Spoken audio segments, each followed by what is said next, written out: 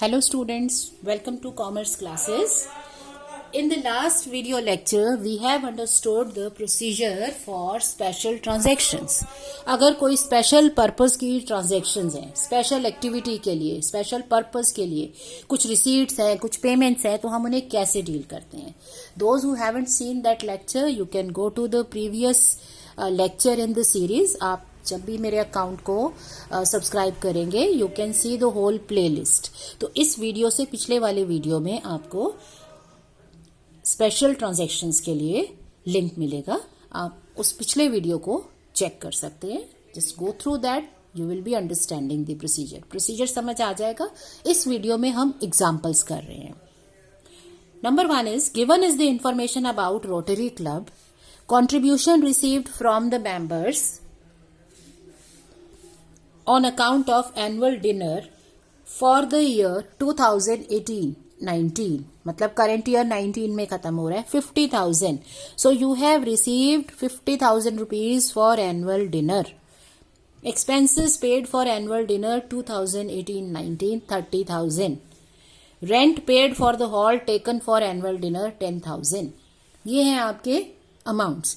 50,000 receive हुआ, contribution received, expenses paid 30,000, rent paid. तो मतलब सारा जो अमाउंट है हम रिसिप्ट्स एंड पेमेंट में से ले रहे हैं. हमें दिया हुआ है receipt and payment.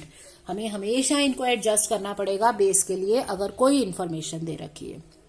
How will you show these items in income and expenditure account for this year and in the balance sheet. Now will your answer be different if this thing happens? So this is a separate part. So we'll first take up the original question. So it says this is the amount that we have received. These are your payments. So we are to show them in the income and expenditure account. Now whenever any specific activity is given, we are just to see is there a fund existing for the same or not. So इतने question में यही question है ना आपका. इसमें कहीं fund का जिक्र हो रहा है? No. It means there is no fund available. और अगर फंड ना हो तो ये हमारी रेवेन्यू ट्रांजैक्शन मानी जाती है. इसके लिए हम एक सेपरेट अकाउंट खोलते हैं और उस अकाउंट में इस अमाउंट को ट्रांसफर करके फाइनल बैलेंस हम शो कर देते हैं इनकम और एक्सपेंडिचर अकाउंट में. ठीक है. सो ये कैलकुलेशन आप इनकम और एक्सपेंडिचर अकाउंट के थ्रू भी शो कर सकते हो या फिर इसको आप शो कर सकते हो एक वर्किंग नोट के थ्रू. क्योंकि फंड नहीं है इसका मतलब है ये रेवेन्यू ट्रांजैक्शन है. This is what we are getting. अगर ये रेवेन्यू ट्रांजैक्शन है तो ये जाएगी इनकम एंड एक्सपेंडिचर अकाउंट में. So I am making a format for income and expenditure account for the year ended 31st March 2019. Okay, and the organization is Rotary Club. Okay, so let us make the format.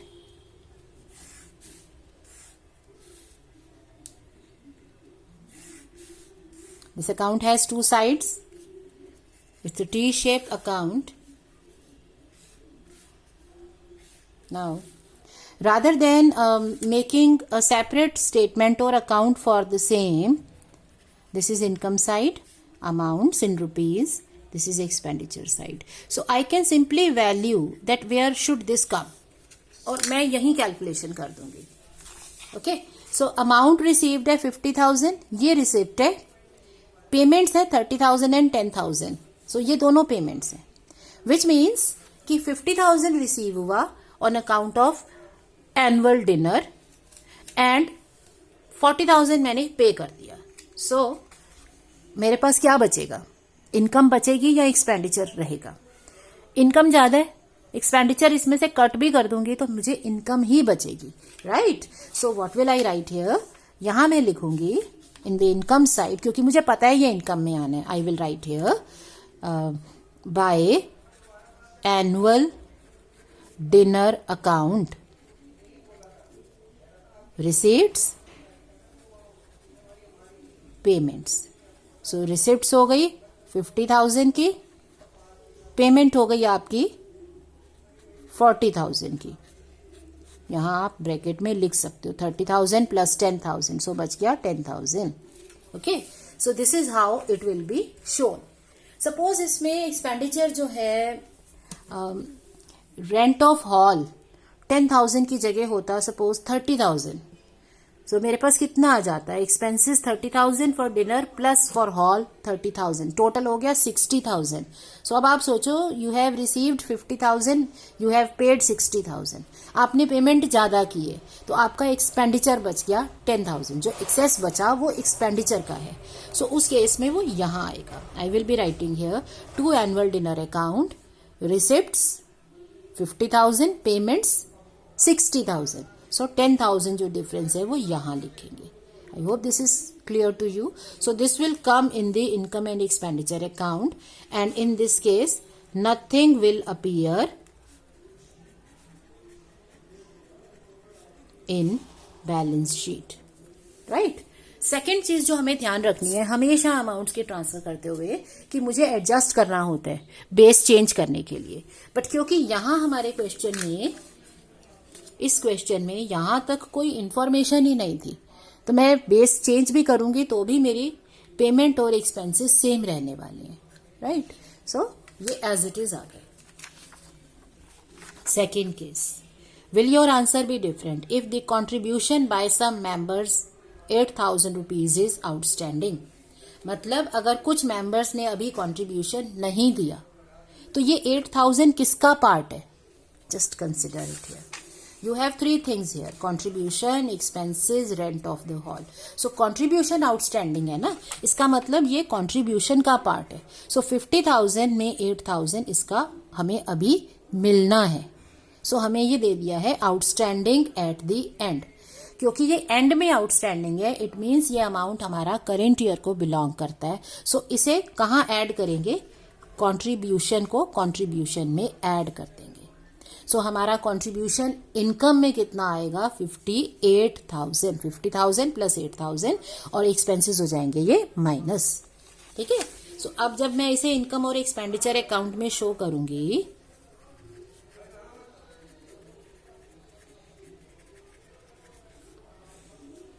अभी मैं रफली बना रही हूं इसको. Right. आप इसको fair कर सकते हो.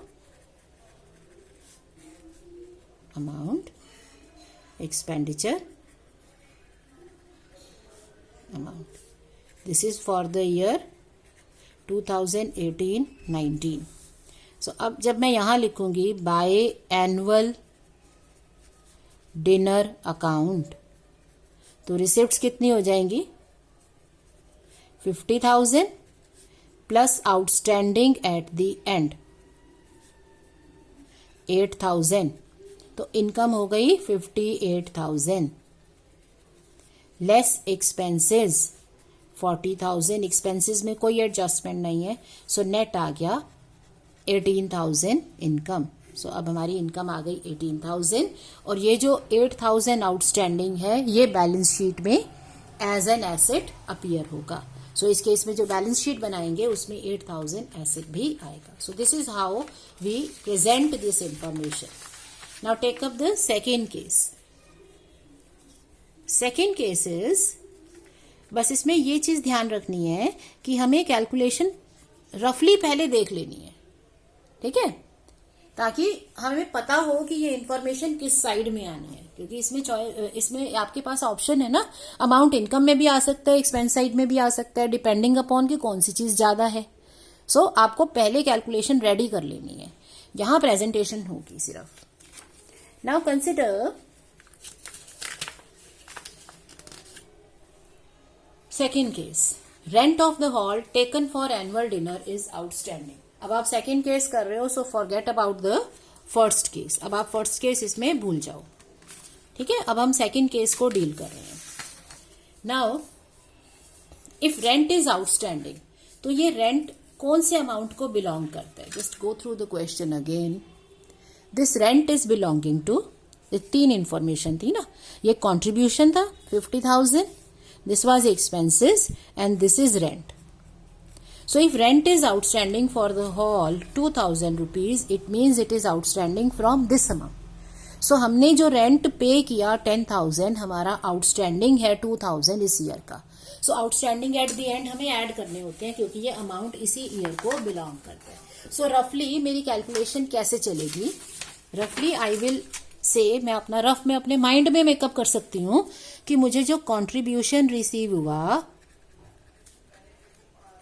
वो था 50,000, इसके अगेंस्ट एक्सपेंसेस जो पे किए 30,000 और जो रेंट मुझे देना है वो है 10,000 प्लस 2,000 जो हॉल का रेंट आउटस्टैंडिंग है at the and, outstanding at the and, तो वो हो गया 2,000। दैट मीन्स टोटल हो जाएगा 12,000। सो टोटल एक्सपेंस कितना हो गया, 30,000 प्लस 12,000 42,000। तो अभी भी मेरी रिसिप्ट जो है वो पेमेंट से, इनकम जो है वो एक्सपेंडिचर से ज्यादा है। सो मेरे पास क्या बचेगा, इनकम बचेगी, लेकिन इस बार इनकम बचेगी 8,000 की।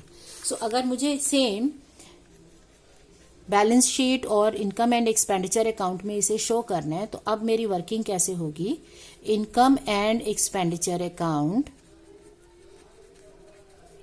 For the year ended on 31st March 2019,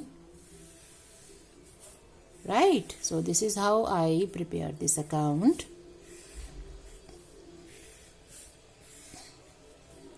So I already know, मुझे पहले से पता होना चाहिए कि मेरा अमाउंट कहाँ जाने वाला है, मैं तभी सही जगह लिख सकती हूँ। सो ये रफ में कैलकुलेशन कर लो, अपने माइंड में समझ लो, ये करके चलना पड़ेगा। सो अब मेरी कैलकुलेशन ये कह रही है कि I have 42,000 as the income left. So अब मैं इनकम साइड में कैसे लिखूंगी, by annual dinner account contribution received 50,000 less expenses 30,000, rent paid 10,000 plus rent outstanding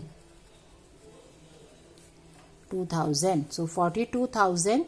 So बच गया मेरे पास 8,000. This is what I say, change the base. जब भी रेलेवेंट इन्फॉर्मेशन है, बेस चेंज करना ही पड़ेगा। ये सब अकाउंट्स बनते हैं एक्रूवल सिस्टम पे, सिर्फ एक रिसिप्शन पेमेंट अकाउंट है जो आपका कैश बेसिस पे बनता है। तो जब भी आपको रिसिप्शन पेमेंट से कोई अमाउंट पे करना है, हमेशा उसकी सारी एडजस्टमेंट्स को ध्यान रखो, वो करनी पड़ेंगी। Now take up the third part. अब थर्ड केस क्या है, there is an annual dinner fund balance 38,000। अब फंड इंट्रोड्यूस हो गया। सो जब मैंने ये एक्टिविटी पढ़ी, एनुअल डिनर एक स्पेशल पर्पस का कंट्रीब्यूशन और एक्सपेंसेस है, जब मैंने ये पढ़ा तो अब मुझे उसके साथ सेट ऑफ इंफॉर्मेशन क्या दे रखी है कि there is a annual dinner fund. So जिस भी चीज के लिए फंड अवेलेबल होता है उसको फंड में एडजस्ट करते हैं। सो अब ये कैसे एडजस्ट होगा कि मेरे पास है फंड बैलेंस, अब अगला केस हो गया, फंड बैलेंस है 38,000। तो इन तीन सेट ऑफ इंफॉर्मेशन के साथ मेरे पास फंड बैलेंस भी है। सो 50,000 कंट्रीब्यूशन रिसीव्ड, ये मुझे मिल गया, ये प्लस होगा, ओके। जो अमाउंट रिसीव हुआ वो प्लस हो जाएगा, हो गया 88,000। अब इसमें से मैंने पेमेंट्स या एक्सपेंसेस क्या क्या किए, 30,000 डिनर पे और 10,000 मैंने किया हॉल का रेंट देने में, 40,000, तो बच गया 48,000। अब मेरे पास ये फंड का पॉजिटिव बैलेंस बच रहा है, ठीक है। इट मीन्स ये मेरा फंड बैलेंस लाइबिलिटी साइड में आ जाएगा बैलेंस शीट में। सो केस थर्ड में आप क्या लिखोगे, केस थर्ड में हमें लिखना होगा, since there is annual dinner fund, so all amounts will be adjusted in fund account, nothing will appear in income and expenditure account. So income and expenditure account में कुछ नहीं जाएगा, सब कुछ कहाँ एडजस्ट होगा, बैलेंस शीट में। So अब Rotary Club balance sheet as at 31st March 2019। अब आप बैलेंस शीट बनाओगे और इसमें फंड बैलेंस शो करोगे। So when we make balance sheet, ये जो फंड का बैलेंस मैंने अभी सॉल्व किया है, इसे शो करने के, प्रेजेंट करने के दो तरीके। One way is that you do this calculation in a working note. ये जो कैलकुलेशन हमने किया है ना, इसे वर्किंग नोट में ले जाओ पीछे और नंबर डाल दो इसका। You put it number 1, number 2 etcetera, और यहां आप सीधे फंड अकाउंट बैलेंस लिखेंगे। Another is that you show the calculation here, कि रफ में मैंने समझ लिया, हाँ भाई इसको मुझे बैलेंस शीट में लेके जाना है, फंड में आएगा क्योंकि बैलेंस बच गया। सो अब मैं यहीं पे लिखूंगी annual dinner fund balance. So fund balance कितना था? 38,000। सॉरी, यहां नहीं लिखेंगे, इनर कॉलम में 38,000 plus contribution received, okay 50,000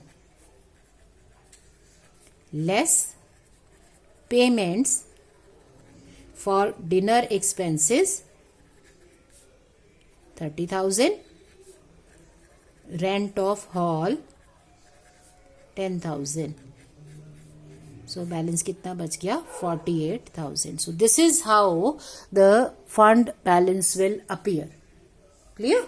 so whenever there is a fund, amount fund में ही एडजस्ट होने हैं, इनकम और एक्सपेंडिचर में कुछ नहीं आएगा अगर फंड बच रहा है, ये याद रखो। सो बेसिक चीजें you need to remember them. Now next, there is annual dinner fund balance 22,000। अब भी फंड बैलेंस है। फंड बैलेंस होने का मतलब है कि ये एक कैपिटल ट्रांजैक्शन है और इसे हमें कहां लेके जाना होगा? इसे हमें लेके जाना होगा फंड अकाउंट में। इसके साथ में क्या दे रखा है कि rent of hall is outstanding pending 2,000 rupees for this year. That means दो एडजस्टमेंट है। एक तो फंड बैलेंस है, फंड बैलेंस का मतलब सब कुछ फंड में जाएगा। सेकेंडली, ये जो आउटस्टैंडिंग अमाउंट है ये रेंट ऑफ हॉल के लिए दे रखा है, तो इसे रेंट में एडजस्ट करना होगा, क्योंकि तुम अमाउंट पिक कर रहे हो, रिसिप्ट्स एंड पेमेंट का पेमेंट पिक कर रहे हो, और लिखना हमें एक्रूवल बेसिस पे है। हमेशा एक्रूवल बेसिस पे रिकॉर्डिंग होती है आपके सारे अकाउंट्स में। सो अब ये 2,000 जो आउटस्टैंडिंग एट द एंड है, इसे ऐड करके एक्सपेंडिचर लिखना पड़ेगा। सो जब मैंने आपको समझाया था ना कि 4 एडजस्टमेंट होती हैं, तो दैट डज नॉट मीन कि सारी एडजस्टमेंट्स आ जाती हैं, जो भी आएगी उसको एडजस्ट करो। सो अब कैसे समझो? फंड का मेरा बैलेंस चलेगा 22,000 प्लस कॉन्ट्रीब्यूशन मुझे मिल गया 50,000, सो 72,000 हो गया। अब एक्सपेंसेस में क्या आएगा? 30,000 expense paid, 10,000 for rent of hall और 2,000 आउटस्टैंडिंग रेंट। तो टोटल रेंट ऑफ हॉल जो है वो 12,000 है। सो 42,000 माइनस होगा, सो 30,000 बैलेंस बचेगा फंड का। So even in this case when you are to give the answer, same you will be writing this is a transaction relating to funds, so nothing will appear in the income and expenditure account, क्योंकि आपका fund sufficient है। सो अब Rotary club का जो balance sheet बनेगी, इसी में सारी एडजस्टमेंट्स होंगी। और क्यों एडजस्टमेंट इसमें हो रही है? बिकॉज वी ऑलरेडी नो, सारी कैलकुलेशंस आपको बिफोर हैंड करके अपने पास रखनी होती हैं। You calculated the amount, you know that you have sufficient fund, इसलिए आप इसको बैलेंस करके यहां लिखोगे। तो ये कैलकुलेशन मैंने रफ में की है, इसी को मुझे यहां शो करना है। Annual dinner fund 22,000 plus contribution received 50,000 less expenses of annual dinner, okay 30,000 less rent of hall, so 10,000 plus 2,000 outstanding 12,000, so 30,000 fund balance यहां आ जाएगा। ठीक है. So this is how the information goes in the fund account. तो जब भी fund होगा fund में ट्रांजेक्शन जाएगी. This is what fund based accounting is. I have a separate video on fund based accounting. Those who are not clear about this they can refer to the previous video also. Now coming to the last case. So we are doing this so that we can understand the specific transactions, right? Now last case is there is a fund balance of 8,000 and a payment of Euphoria band called for annual dinner is pending 25,000. So एक और expenditure बता दिया कि भाई आपने annual dinner पे एक band को बुलाया था और उस बैंड की पेमेंट आउटस्टैंडिंग है. तो अब वापस आ जाते हैं. हम अपना पहले रफ में अपनी कैलकुलेशन रेडी रखें क्योंकि ये फंड है तो फंड में बैलेंस आएगा, फंड में एडजस्ट होना चाहिए. अब ये कैलकुलेशन कर लो कि कितना बैलेंस है. सो फंड का बैलेंस हो गया आपके पास 8,000 प्लस कंट्रीब्यूशन रिसीव्ड 50,000. टोटल हो गया 50,000. Now when we come for the expenses, so annual dinner expenses 30,000. Rent of hall taken for the dinner 10,000 and payment of Euphoria band which is outstanding. तो वो पे तो करना पड़ेगा ना आपको. It is 25,000. Now it comes out to be 65,000. That is 58,000 का balance है बट तुम्हारे एक्सपेंसेस ज़्यादा हो गए हैं 65. सो नेगेटिव बैलेंस आ गया. इट मीन्स जो फंड का बैलेंस है वो नील कर देंगे, मतलब ये एक्सपेंसेस इसमें से नहीं कट कर सकते. सो डिडक्टेड फ्रॉम फंड 58,000. सो बाकी जो आप कैंसिल नहीं कर सके 65 आपको करना था एक्सपेंडिचर, 58 आपने कैंसिल किया तो 7,000 जो आपका एक्सपेंस बच गया जो आप इसमें नहीं लिख सकते हो क्योंकि आपके पास पैसा नहीं है. सो अब ये जाएगा इनकम एंड एक्सपेंडिचर अकाउंट में, राइट. सो अब ये वो केस हो गया कि जब हमारे एक्सपेंसेस एक्सीड कर जाते हैं तो फंड में से पेमेंट नहीं हो सकती है पूरी. सो उसे हमें लेना पड़ेगा इनकम एंड एक्सपेंडिचर अकाउंट में. सो इस केस में लास्ट केस में when we are making income and expenditure account for the year ended 31st March 2019. So what do we have here? Income credit side, debit side में हम लिखते हैं expenses just like a nominal account. So we know that हमारा extra expenditure जो है वो यहां charge करना है. सो एनुअल डिनर अकाउंट 7,000 जो हमें चार्ज करना देंगे. Total expenses 65,000 less fund balance 58,000. So 7,000 यहाँ चार्ज हो जाएगा. And when it comes to balance sheet, so it is not that we will not show anything in the balance sheet. ऐसा नहीं है कि बैलेंस शीट को यहाँ पे आप छोड़ देंगे, आपको शो करना है बैलेंस शीट में कि जो फंड था वो पूरा यूटिलाइज हो गया. सो कैसे लिखोगे? लाइबिलिटी साइड में annual dinner fund, your fund balance is 8,000, add contribution 50,000, total हो गया 58,000 less expenses. So dinner expenses 30,000, rent of hall 10,000 and band charges 25,000. that means 65. अभी नहीं लिखेंगे यहाँ पे. सो लिखेंगे क्या? Met out of fund 58,000. So 58 fund में से जाएगा, बाकी खत्म, फंड खत्म हो गया, बाकी आपने ऊपर ले लिया 7,000. सो ऐसे इसे प्रेजेंट करते हैं. सो अगेन रिमेंबर, जब भी कोई हमारी स्पेशल पर्पस ट्रांजैक्शंस हैं, सबसे पहली चीज चेक करो इसमें फंड है या नहीं, क्योंकि अगर फंड नहीं है तो सीधे बैलेंस जाएगा इनकम एंड एक्सपेंडिचर में, बट अगर फंड है तो वो फंड में एडजस्ट होगा. इनकम और एक्सपेंडिचर अकाउंट में ये तभी जाएगा जब फंड का पैसा कम पड़ जाए. Like in the previous case when your fund is sufficient, you show the balance in fund account and nothing comes in income and expenditure. Income और expenditure में बिल्कुल नहीं आएगा अगर फंड पूरा पड़ रहा है. फंड नहीं बन रहा पूरा तो फिर बैलेंस आपका जाएगा यहाँ पे. Now apart from fund balance एक और चीज है जो बैलेंस शीट में आती है, क्योंकि बैलेंस शीट क्या होती है, it is a statement of balances. तो जो भी बैलेंसेस बच रहे हैं वो सारे बैलेंस शीट में आने हैं. Like in this case we had rent outstanding. यहाँ पे रेंट आउटस्टैंडिंग था. अब आप सोचो ये कहाँ आना चाहिए. रेंट आउटस्टैंडिंग क्या होता है आपका, लाइबिलिटी. एक्सपेंडिचर है ना, एक्सपेंस आउटस्टैंडिंग होने का मतलब है मुझे पे करना है. जो मुझे पे करना है वो मेरी लाइबिलिटी है, तो ये बैलेंस शीट में एज अ लाइबिलिटी आएगा. यहां क्या था, in this case nothing was given. Now in this case you have rent of hall outstanding 2000, right. So ये जो हॉल का रेंट आउटस्टैंडिंग है ये फंड में तो एडजस्ट होगा ही, बट ये खुद से भी एक बैलेंस है. तो यहां लिखेंगे रेंट ऑफ हॉल आउटस्टैंडिंग